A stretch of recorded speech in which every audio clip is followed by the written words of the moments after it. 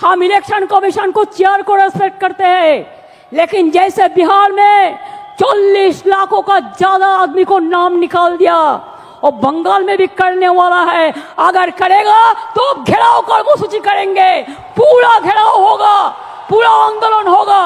हम नाम काटने नहीं देंगे, हम नाम डालने नहीं देंगे डिटेंशन कैंप में। जो लोगों ने बाहर में है हम उसको छुड़ा के ले आया, हम कोर्ट केस करके छुड़ा के ले आया। अरे जो आईन है आपका, जो कानून है, इसको हम बातिल करेगा, हम इसमें हम चेंज करेगा। हमें नहीं मानेंगे, हमें नहीं मानेंगे, हमें नहीं मानेंगे। আমিও চ্যালেঞ্জ করছি, 21-এ নন্দীগ্রামে আপনাকে হারিয়েছিলাম, 26-এ আপনাকে প্রাক্তন মুখ্যমন্ত্রী করব। আমি আপনাকে চ্যালেঞ্জ করছি, বিহারের মতো এসআইআর চাই। এসআইআর মানে কি? একজন নিশ্চিন্ত থাকুন, ধর্মীয় উৎপীড়নের কারণে যারা বাংলাদেশ থেকে হিন্দুরা এসেছেন তারা মোদিজির চোখে শরণার্থী, অনুপ্রবেশকারী নয়। এখানে ভারতীয় মুসলিমরা আছেন, আপনাদের কোনো চিন্তা নেই। মাহফুজা খাতুন, আলিদা আছে, এরাও রাষ্ট্রবাদী মুসলিম, আমরা আপনাদের সাথে আছি। কিন্তু রোহিঙ্গা মুসলমান, বাংলাদেশি মুসলমান একটাকেও ভোটার তালিকায় থাকতে দেব না, দেব না, দেব না। দর্শক শুনলেন মমতা ব্যানার্জির বক্তব্য, শুনলেন ভয়ানক এক কথায় বাংলার বিপদ, ভারতবর্ষের বিপদ মমতা ব্যানার্জি বর্তমান পরিস্থিতিতে দাঁড়িয়ে। আপনারা জানেন যে 2005 সালে যখন বিরোধী নেত্রী ছিলেন, সিপিএম এর বিরুদ্ধে আঙুল তুলেছিলেন, কথা বলেছিলেন যে সিপিএম পশ্চিমবঙ্গটাকে ধ্বংস করছে, বাংলাদেশি অনুপ্রবেশকারীরা এসে এই রাজ্যে বসতি জুড়েছে এবং ভারতবর্ষের বিভিন্ন প্রান্তে ছড়িয়ে যাচ্ছে এবং সিপিএম এর যারা কার্যকর্তারা ছিলেন তারা সব ডকুমেন্টস গুলো তৈরি করে দিচ্ছে। কিসের জন্য? ভোটের জন্য, তাদের ভোট ব্যাংক বাড়ানোর জন্য। তার বিরুদ্ধে মমতা ব্যানার্জি প্রতিবাদ করেছিলেন এবং আপনারা দেখেছিলেন বিধানসভার স্পিকারের উপরে বা মুখের উপরে পেপার ছুঁড়ে মেরেছিলেন, সেই ভিডিও আপনারা দেখেছেন, আমি আর এখানে দেখাচ্ছি না।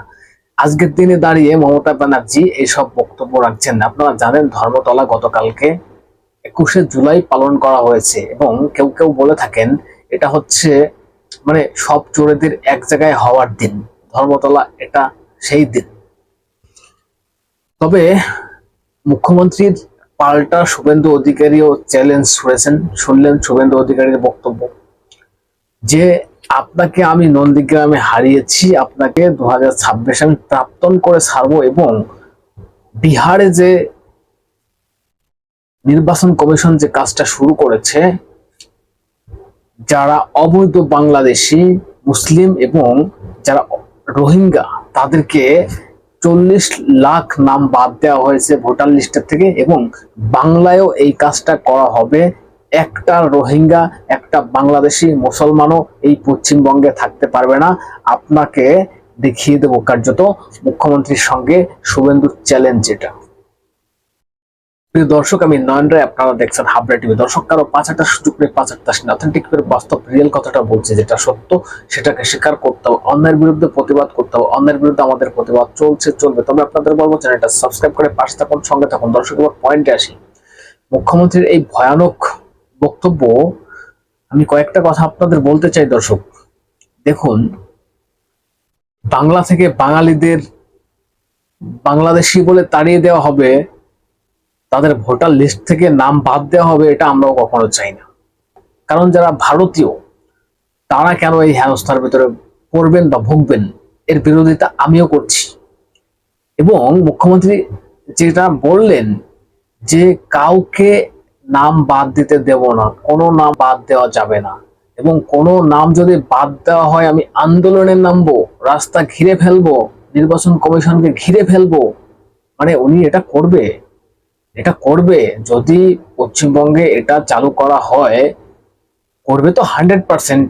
আর এই ফুটানি বা এরকম হুমকি ধুমকি এপাং ওপাং ছপাং উনি এরকম করবে, এখানে মানে কোনো সন্দেহ নেই। কারণ ভয়ানক দর্শক, যদি এটা বলতো যে ভারতবর্ষের বা পশ্চিমবঙ্গের সাধারণ কোনো নাগরিকের উপরে যদি এসব কার্যকলাপ করা হয় তাহলে আমরা এটাকে বিরোধিতা করছি, আমরাও করছি বিরোধিতা, কিন্তু এই কথা মুখ্যমন্ত্রী তো বলেননি। বলেছেন কাউকে নাম বাদ দিতে দেবো না, কারো নাম বাদ দিতে দেবো না, এই আইন এখানে চালু করতেই দেব না। মানে ভাবুন, যত রোহিঙ্গা আছে, যত বাংলাদেশি মুসলমান আছে, তাদেরকে মুখ্যমন্ত্রী সাপোর্ট করছেন কার্যত।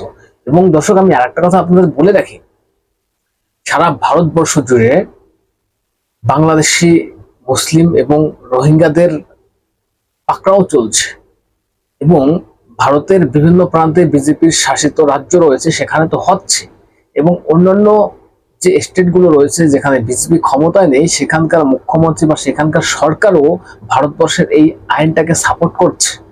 তারাও ভারত সরকারের সঙ্গে কাঁধে কাঁধ মিলিয়ে এই কাজটা করছে।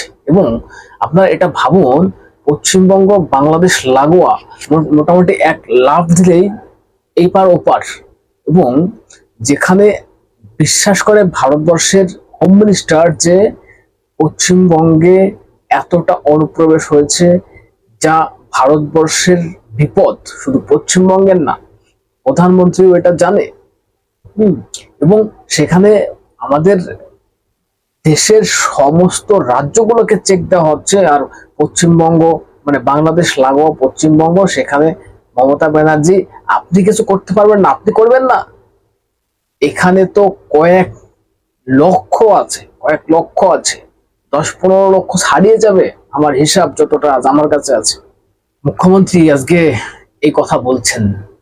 2011-তে ক্ষমতায় আসার আগে আপনি যে কথাগুলো বলেছিলেন আজকে এতটা পাল্টি খেয়ে যাবেন বাংলার মানুষ, এটা ভেবেই আপনাকে 2011-তে ক্ষমতায় আনেনি। আর আজকে সেই সিপিএম এর পথেই আপনি চলছেন।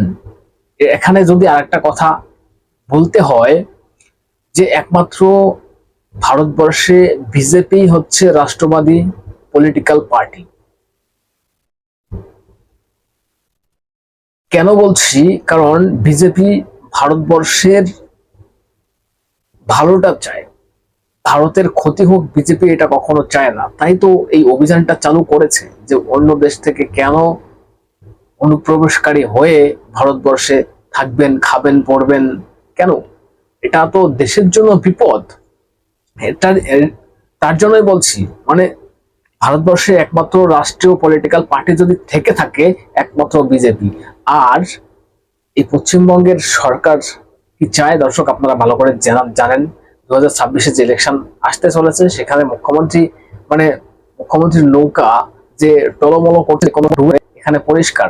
তাই তার এত ভয়, এত চেল্লানি রোহিঙ্গা মুসলমানদের রাখার, বাংলাদেশি মুসলমানদের রাখার জন্য এত তার চেষ্টা, এত প্রচেষ্টা। দর্শক কি বলবেন? আপনাদের গুরুত্বপূর্ণ মতামত জানানোর কমেন্টস করে, এবং নজর রাখবেন হাবড়ে টিভিতে, চ্যানেলটা সাবস্ক্রাইব করে পাশে থাকবেন, সঙ্গে থাকবেন।